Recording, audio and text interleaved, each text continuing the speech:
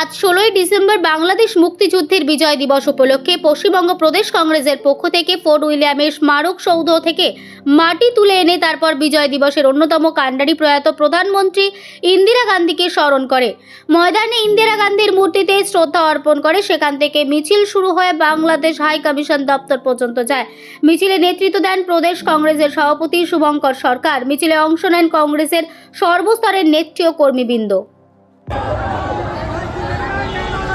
তুমি যাও